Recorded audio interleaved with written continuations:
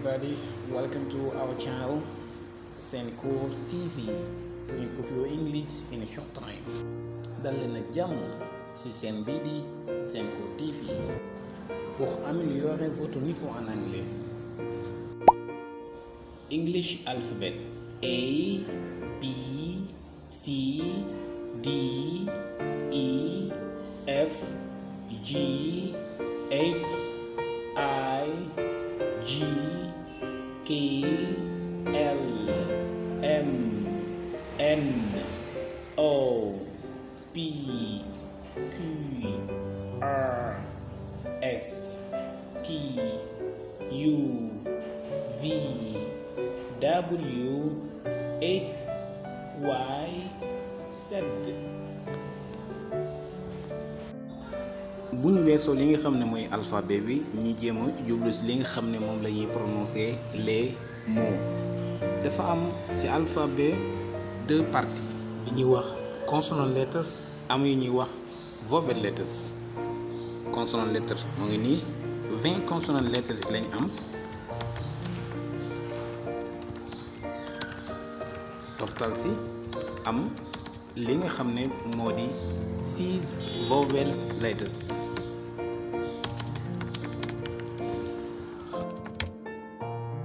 ci loolu bu ñu amee mot boo xam ne dafa composé wu ci 4 lettres consonne plus vowel plus consonne plus vowel bu boobaa voyelle bi njëkk ni ko anglais di lire ci alphabet anglais bi noonu lañ koy lire mais bu fekkente ne 2 consonnes la benn voyelle nekk ci biir en général ni français di lire voyelle boobu noonu la ñuy lire voyelle bi. 3 ba 4 catégories ni ñu lire yenn ci mooy par exemple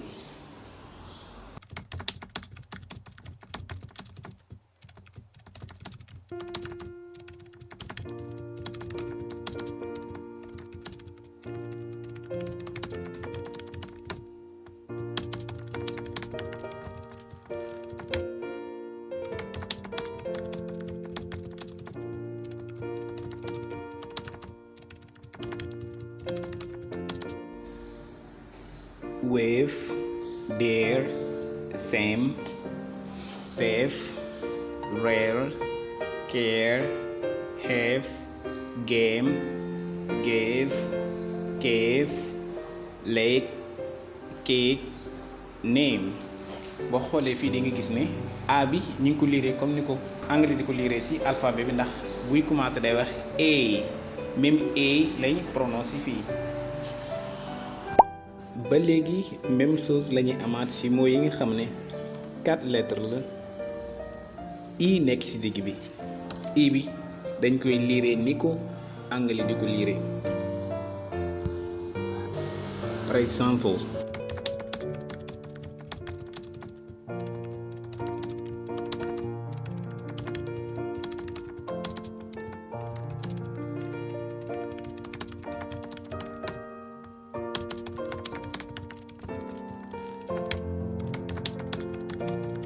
like, life, nice, nine, bite, 5, time, mine, size, hire, wife, ride, rise, tire, side, rice.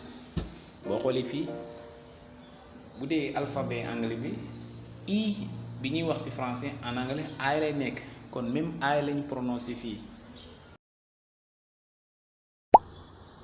mu amaat beneen façon boo xam ne e moom mooy ñëw ñaari yoon ci baat bi mais ñaari e yooyu I lañ koy lire comme français comme ni ñuy waxee I noonu lañ koy lire.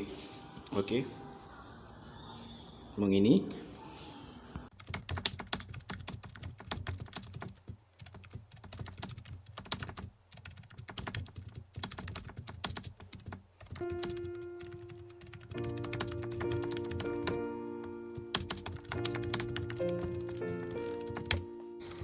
need, meet, been, beat, green, see, be, keep, queen, knee, kneel, kin, feel, flee, weak, free.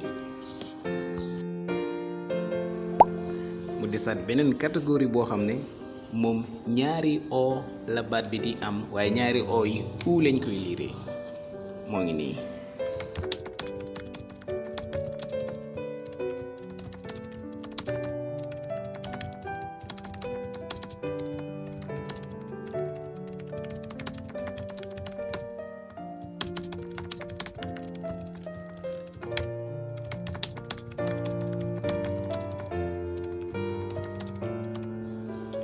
Look, cool, food, good, hook,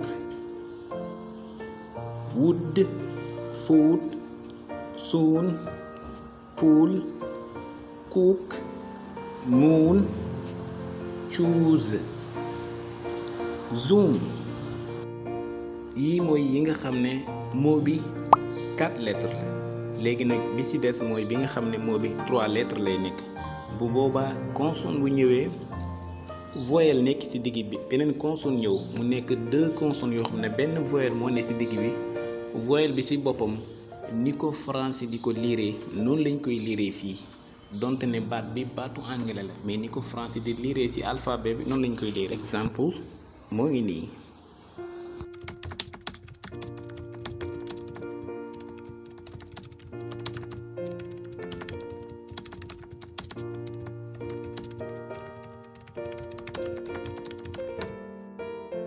Hit, lit, had, hat, fat, bad, bad, god, for, hold.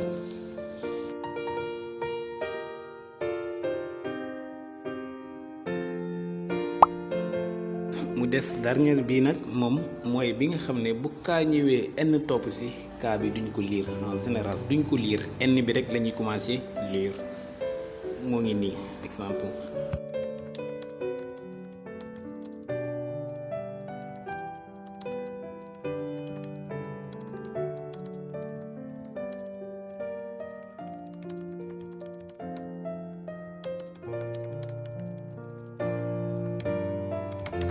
No, knees, kneel, knife, night, knock, knowledge. ok lii mooy li leen andiloon naka la ñuy prononcer ak différence yi nga xamante ni moo am ci prononciation bi moo yi ñu war a lire ak naka la ñu ko war a lire ak lettres yi ñu war a lire ak naka la ñu ko war a lire. Thank you. Bye.